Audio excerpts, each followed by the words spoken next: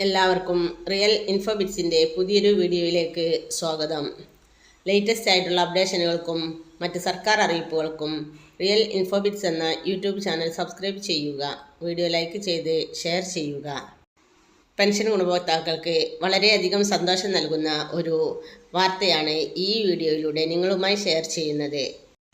സാമൂഹ്യ സുരക്ഷ ക്ഷേമനിധി പെൻഷൻ ഗുണഭോക്താക്കൾക്ക് 2 ഗഡു പെൻഷൻ കൂടി വിതരണം ചെയ്യുമെന്ന് ധനമന്ത്രി KN ബാലഗോപാൽ അറിയിച്ചു. 62 ലക്ഷത്തോളം വരുന്ന ഗുണഭോക്താക്കൾക്കാണ് 3200 രൂപ വീതം വിതരണം ചെയ്യുന്നത്. 26,62,000 ഗുണഭോക്താക്കൾക്ക് ബാങ്ക് അക്കൗണ്ടുകളിലൂടെ തുക എത്തിച്ചേരും.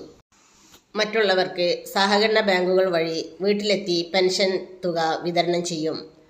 ജനുവരി മാസത്തെ പെൻഷൻ തുകയും 1 മാസത്തെ കുടിശ്ശിക തുകയുമാണ് ഇപ്പോൾ വിതരണം ചെയ്യുന്നത്.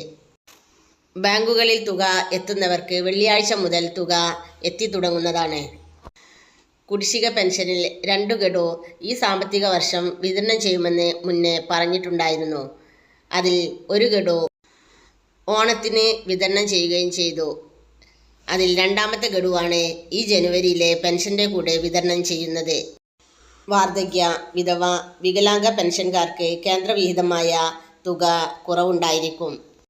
ആ തുക കേന്ദ്രം അനുവദിക്കുന്ന മുറയ്ക്ക് കൈകളിലേക്ക് എത്തിച്ചേരുന്നതാണ്. ജനുവരി മാസത്തെ 1600 രൂപയും കുടിശ്ശികയായിട്ടുള്ള 1 മാസത്തെ 1600 രൂപയും കൂടി 3200 രൂപ വീതം വെള്ളിയാഴ്ച മുതൽ ഗുണഭോക്താക്കളുടെ കൈകളിലേക്ക് എത്തിച്ചേരുന്നതാണ്.